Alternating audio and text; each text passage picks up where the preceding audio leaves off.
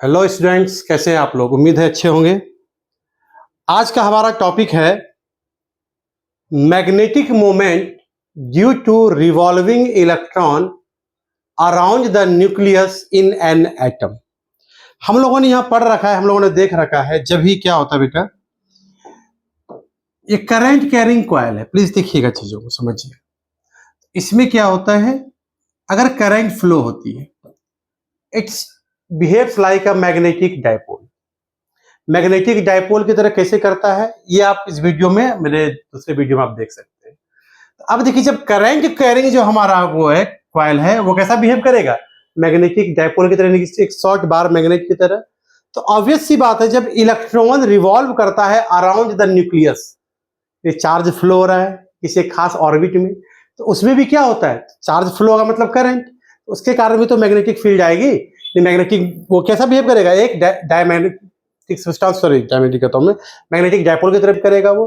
और जब वो मैग्नेटिक डायपोल की तरफ बिहेव करेगा तो उसका अपना मैग्नेटिक मोमेंट आएगा। तो वही हम लोग इस टॉपिक में करने वाले हैं, magnetic moment due to revolving electron around the nucleus in an orbit of an atom. तो ये बात इसमें यह है कि हम लोग मैग्नेटिक मोमेंट तो निकालेंगे, और फिर बाद में एक हमारा आता है क्वेश्चन बोर मैग्नेटन, उसको भी एक्सप्लेन करेंगे, इसी से रिलेटेड है। तो चलिए हम लोग वीडियो को स्टार्ट करते हैं।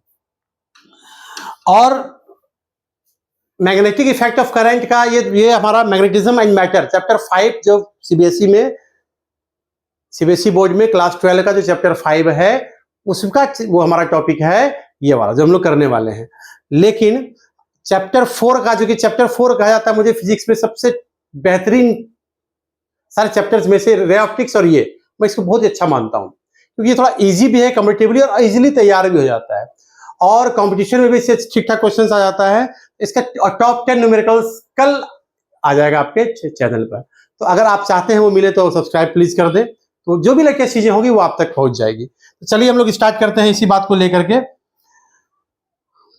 ये है हमारा न्यूक्लियस, प्लीज देखिएगा, ये न्यूक्लियस है। न्यूक्लियस के अराउंड क्या हो रहा है, ये रेडियस आर है ऑर्बिट का, इसमें v वेलोसिटी से, अब ओमेगा भी दे सकता है, उसके लिए मैं सिचुएशन आपको समझा दूंगा। तो v हम लोग निकालेंगे, तो v इज इक्वल टू क्या होता है, ओमेगा। अगर ओमेगा देगा तो ओमेगा, जहां पे हम v यूज करेंगे तो ओमेगा क्या करेंगे, उसको ओमेगा आर कर देंगे, उसको ओमेगा के हमारा आंसर आ जाएगा। तो जो भी दे ओमेगा ले लीजिए, आप v ले लीजिए, बात बराबर, कोई टेंशन नहीं है। v वेलोसिटी से कोई इलेक्ट्रॉन, जब इलेक्ट्रॉन बेटा रिवॉल्व कर रहा है, तो ऑब्वियसली इस कंडीशन में क्या होगा, इलेक्ट्रॉन है, चार्ज हमारा इलेक्ट्रॉन है, और सपोज कर लिया कि इलेक्ट्रॉन का मास है me, हमने लिया, इसकी वैल्यू कितनी होती है, 9.1 into 10 to the power minus 31 kg. This is the mass of the electron. Now electron is revolving around the nucleus in an atom with speed v and r is the radius of the orbit. ठीक है। तो magnetic moment में देखिए क्या होता है, magnetic moment जो हमारा होता है, m इज इक्वल टू होता है I इंटू ए। I मतलब करंट, A मतलब हमारा एरिया। तो इसके लिए I की वैल्यू क्या हो जाएगी हमारे पास, I इज इक्वल टू होता है चार्ज अपॉन में टाइम, ये पढ़ा होगा आपने, इंटू एरिया। एरिया क्या हो जाएगा इसका, पाई आर स्क्वायर, सर्कुलर हमारा पाई आर स्क्वायर एरिया हो गया। किसके बारे में हम लोग बात कर रहे हैं, इलेक्ट्रॉन के बारे में।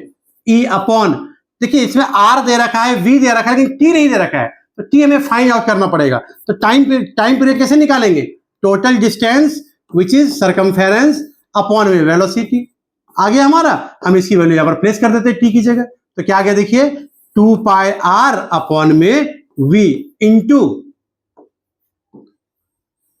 Into pi r square. ये एरिया भी लेते हैं हम लोग, पाई से पाई कैंसिल, एक आर कैंसिल हो गया, v को ऊपर ले जाते हैं, क्या हो जाएगा, हाफ EVR।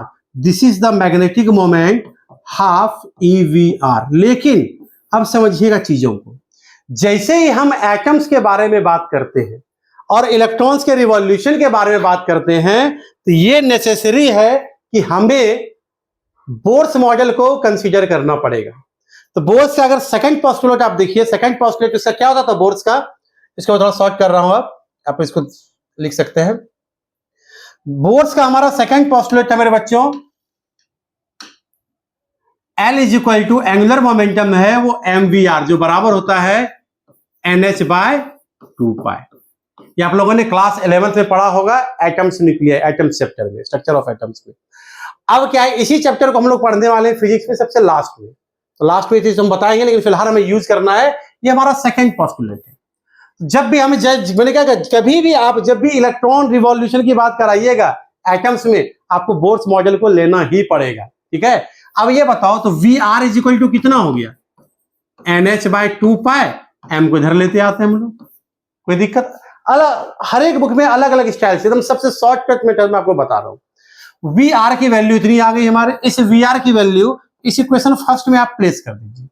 तो m इज इक्वल टू कीजिए कितना, so from equation first m is equal to क्या हो जाएगा, हाफ ई वी आर की जगह क्या कर देंगे, NH/2πm, ठीक है। अच्छे से लिखे तो NEH अपॉन में 4πm, this is the magnetic moment due to revolving electron in the atom, है ना। किसी भी एटम में जब न्यूक्लियस के अराउंड इलेक्ट्रॉन रिवॉल्व करेगा उसका मैग्नेटिक मोमेंट ये आ जाएगा, ठीक है। तो अब देखिए क्या करते हैं, अगर हम first orbit of hydrogen atom की बात करें, प्लीज ध्यान से देखिएगा, इसे मैं थोड़ा छोटा कर रहा हूं। If we talk about the first orbit of hydrogen atom, तो n की वैल्यू क्या ले लेंगे हम लोग, 1 ले लेंगे। तो m इज इक्वल टू क्या हो जाएगा, देखिए तो n की वैल्यू तो 1 है, इलेक्ट्रॉन की 1.6 10 की पावर -19, h 6.67 इंटू 10 की पावर -34 अपॉन में 4, पाई की वैल्यू 3.14 इंटू में क्या हो जाएगा, मास ऑफ इलेक्ट्रॉन कितना होता है 9.1 इंटू 10 की पावर -31 kg। इसे आप सॉल्व करते हैं तो जहां तक मुझे अंदाजा कैलकुलेशन से आपकी वैल्यू आ जाएगी ये 9.27 इंटू 10 की पावर -24। मैग्नेटिक मोमेंट है एम्पियर मीटर स्क्वायर। ये क्या आ गया हमारा मैग्नेटिक मोमेंट, किसके कारण, जब इलेक्ट्रॉन रिवॉल्व करता है first orbit of hydrogen atom में, और इसी को कहा जाता है बोर मैग्नेटन। बोर मैग्नेटन क्या है, it is the value of magnetic moment which is 9.27 into 10 to the power -24 ampere meter square due to an electron revolves around the nucleus in the first orbit of hydrogen atom। ये bourse magneton आता है, ठीक है। Bourse magneton की जो value है वो क्या होता है, first orbit of hydrogen atom में जब इलेक्ट्रॉन रिवॉल्व करता है न्यूक्लियस के अराउंड, उसके कारण जो मैग्नेटिक मोमेंट आता है दैट्स द बोर मैग्नेटन, ठीक है। ये था बहुत छोटा है, और ये आता है तो डायरेक्ट आता है, या तो बोर मैग्नेटन की वैल्यू आपसे पूछ सकता है ऑब्जेक्टिव में, या ये क्या है इसके लिए भी पूछा जा सकता है 1 नंबर में, या 2 या 3 नंबर में आपको जो ये डेरिवेशन 3 नंबर का तो नहीं आएगा, 2 नंबर में से दिया जा सकता है, ठीक है। इसमें और भी चीजों को उसके अकॉर्डिंग आप जो है सोच सकते हैं। तो ये टॉपिक हमारा हो गया आप कंप्लीट। फिर बता रहा हूं, मैं ला रहा हूं चैप्टर 4 का न्यूमेरिकल्स, जो कल आपके चैनल पर आ जाएगा, इसलिए जो है चैनल को आप सब्सक्राइब कर लें और लाइक बटन दबा दें। और फिर उसके बाद, और हाँ, अगर वीडियो अच्छा लगे तो अपने दोस्तों को, अपने चाहने वालों को जरूर भेजें, ठीक है। उसके बाद इसमें तरह तरह का बहुत सारा वीडियो आने वाला है, कम से कम 1000-1500 वीडियो, इंपॉर्टेंट क्वेश्चन और इंडिविजुअली क्वेश्चन सबका मैं वीडियो डालने वाला हूँ, ठीक है। तो प्लीज, और अगर आपका कोई डिमांड हो तो आप मैसेज करेंगे, ये क्वेश्चन सर बताइए, मैं उसका वीडियो बनाकर उसमें डाल दूंगा, ठीक है। तो आज के लिए इतना ही, धन्यवाद।